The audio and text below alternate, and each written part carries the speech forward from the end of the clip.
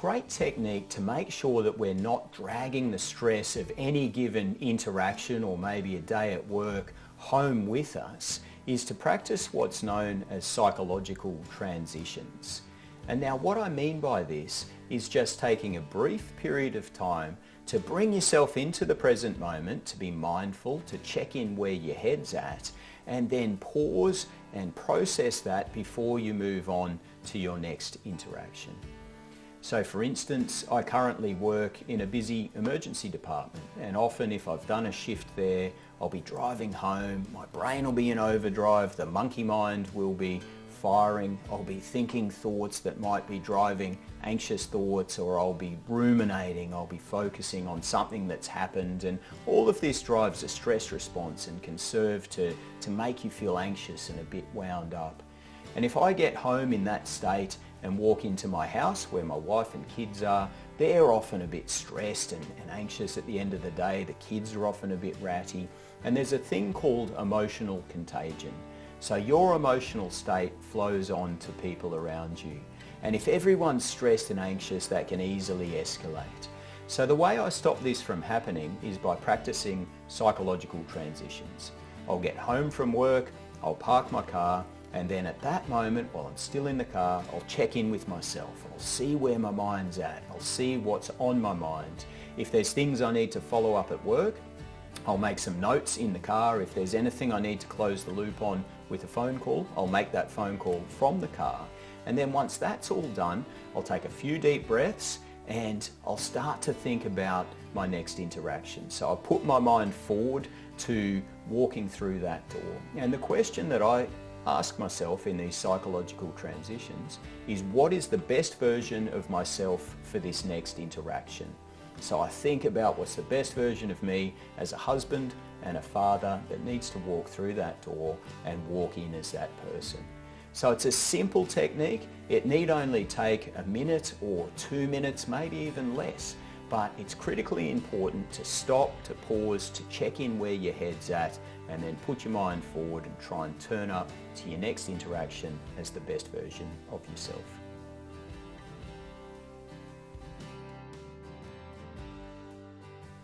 One of the big challenges that many transitioning military members face is a loss of identity.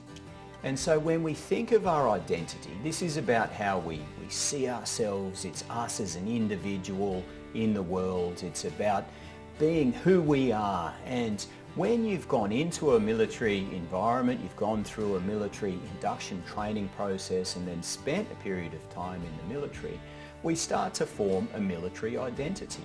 And that's a very healthy thing to do. It's what helps us build and maintain resilience. It makes us part of that military in-group, which is a very protective thing to be a part of. There's a lot of resilience that comes from being part of that military in-group.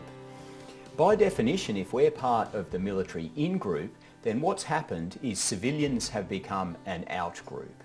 And so as we go along, we strengthen and we bolster this military identity, but what can happen is a bit of a divide between our military identity and how we see the civilian population.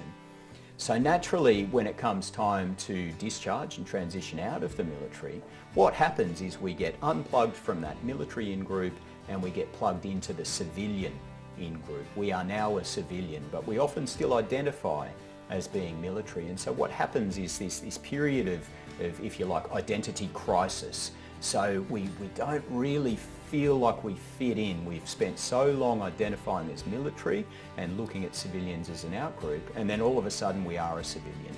And so the key point here is that it takes time to rebuild that identity as a civilian.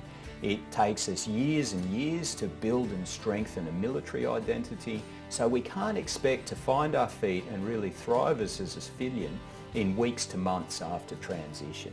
So just be aware of that there is this very real psychological factors underpinning that identity loss through transition. There is a way forward. Just as we built and bolstered a military identity, equally we can build and bolster our new civilian identity but it takes time. It's measured in months to years for us to really find our feet and identify positively as a civilian, and it takes effort.